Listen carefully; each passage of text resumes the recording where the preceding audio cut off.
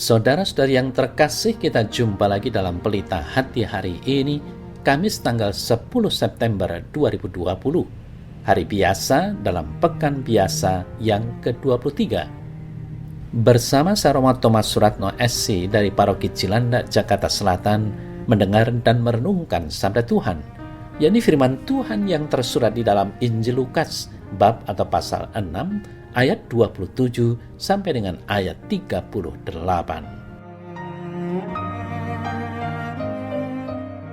Pada suatu ketika, Yesus bersabda kepada murid-muridnya, "Dengarkanlah perkataanku ini, kasihilah musuhmu, berbuatlah baik kepada orang yang membenci kamu, mintalah berkat bagi orang yang mengutuk kamu, berdoalah bagi orang yang mencaci kamu.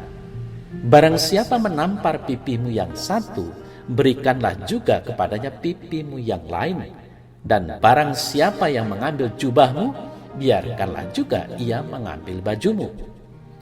Berilah kepada setiap orang yang meminta kepadamu, dan jangan meminta kembali kepada orang yang mengambil kepunyaanmu. Dan sebagaimana kamu kehendaki supaya orang perbuat kepadamu, perbuatlah juga demikian kepada mereka.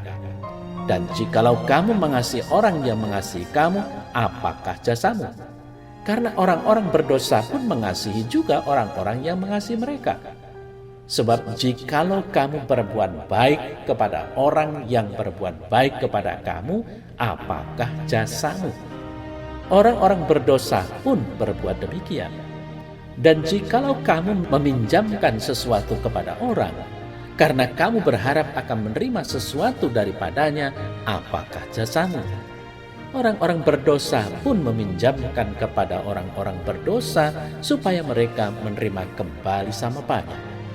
Tetapi kamu, kasihilah musuhmu dan berbuatlah baik kepada mereka dan pinjamkan dengan tidak mengharapkan balasan, maka upahmu akan besar dan kamu akan menjadi anak-anak Allah yang maha tinggi. Sebab ia baik terhadap orang-orang yang tidak tahu berterima kasih dan terhadap orang-orang jahat. Hendaklah kamu murah hati, sama seperti Bapamu adalah murah hati. Janganlah kamu menghakimi, maka kamu pun tidak akan dihakimi. Dan janganlah kamu menghukum, maka kamu pun tidak akan dihukum. Ampunilah, dan kamu akan diampuni. Berilah, dan kamu akan diberi. Suatu takaran yang baik, yang dipadatkan, yang digoncang, dan yang tumpah keluar akan dicurahkan ke dalam ribaanmu. Sebab ukuran yang kamu pakai untuk mengukur akan diukurkan kepadamu."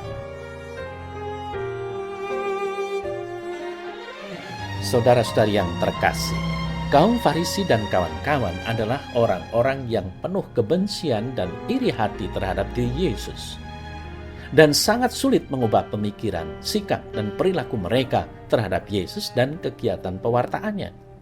Mereka merencanakan sebuah komplotan untuk membunuhnya agar tidak lagi menjadi biang kerok di tanah Israel. Upaya-upaya memojokkan serta menjebak Yesus beberapa kali terjadi, seperti yang dikisahkan di dalam Injil.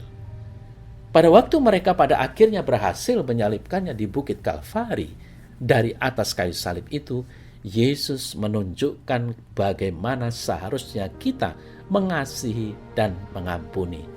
"Ya Bapa, ampunilah mereka, sebab mereka tidak tahu apa yang mereka perbuat." Lukas 23 ayat 34. Saudara saya terkasih, hati Yesus hanya berisikan cinta kasih, tidak ada hal lain. Walaupun ketika menanggung penderitaan yang paling buruk yang dapat menghantam seorang pribadi, cinta kasih semacam itu menyembuhkan kita dan membasuh bersih dosa-dosa kita.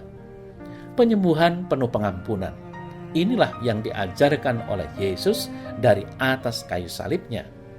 Cinta kasih berlimpah Yesus dari atas kayu salib inilah yang sungguh menyembuhkan luka-luka dunia.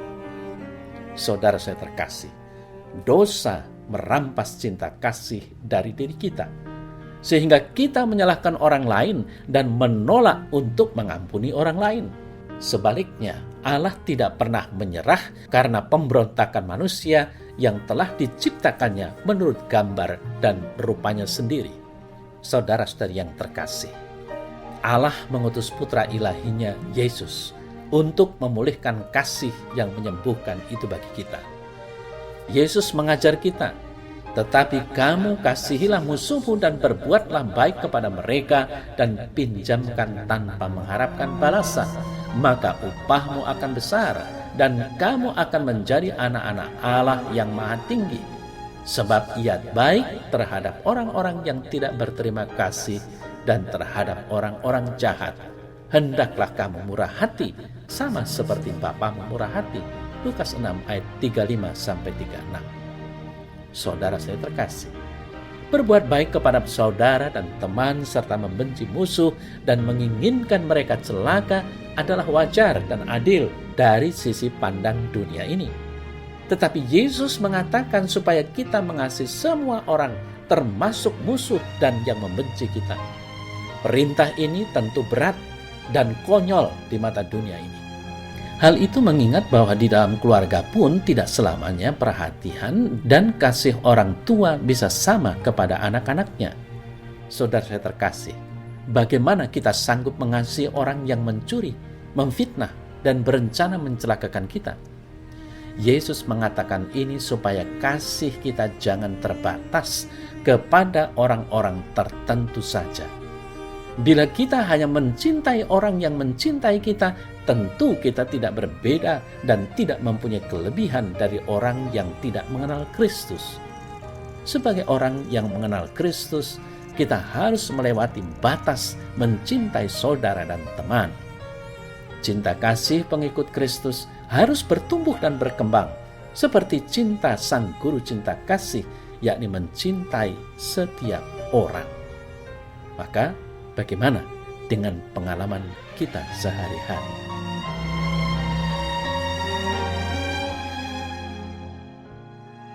Ya Tuhan Yesus Kristus, Engkaulah Tuhan dan Juru Selamatku. Bentuklah aku menjadi pribadi-pribadi yang mau dan mampu mengampuni orang-orang yang memusuhi diriku dan mendoakan mereka yang menganiaya aku. Amin.